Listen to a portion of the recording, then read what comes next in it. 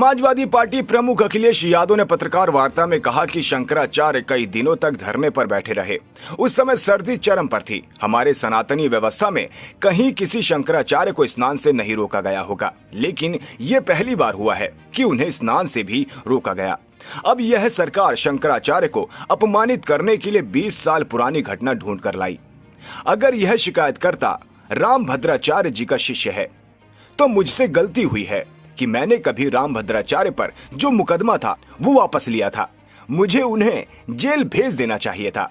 विचारों को लेकर झगड़े हो जाते हैं, लेकिन आप इस स्तर तक चले जाएंगे कि आप ऐसे आरोप लगवाएंगे। इसीलिए मैं कह रहा हूं कि ये सरकार अब बचने वाली नहीं है।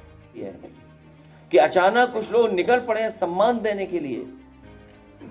जिस समय शिखा को पकड़ करके अपमानित किया जा रहा था, उस समय ये लोग कहां थे? उसी समय उन्हें जाना चाहिए था संगम किनारे।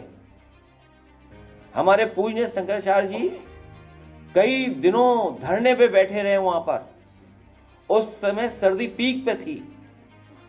अब तक की जो हमारी पूरा इतिहास जो है, पौराणिक व्यवस्था है, सनातनी व्यवस्था में कहीं किसी शंकराचार्य को गंगा स्नान से रोका नहीं गया होगा।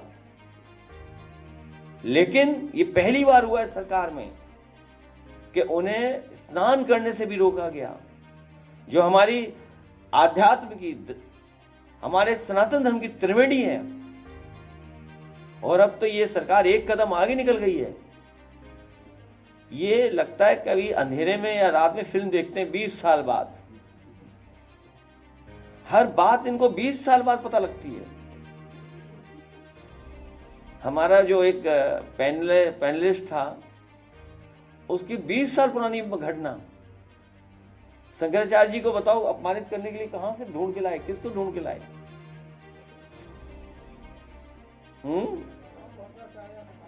हाँ, हालांकि आदरणीय, पूजनीय, सम्मानित आदरणीय रामभद्राचार्य जी के बारे में बोलना नहीं चाहिए कुछ भी। लेकिन अगर उनका चेला है ये, अगर उनका ये चेला है तो मुझसे गलती हुई है।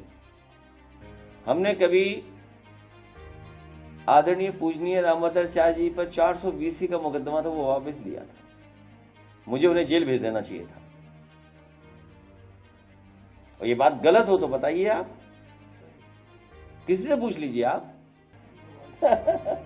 हमारे बगल में बैठे वाइस चांसलर साहब। तो ठीक है, कभी कभी विचारों को लेकर के कुछ झगड़े हो जाते हैं, लेकिन आप इस सीमा पर चले जाएंगे कि आप आरोप लगा करके इस तरह का घटिया आरोप लगवाएंगे आप। इसीलिए मैं कह रहा हूं कि ये सरकार बचने वाली नहीं है।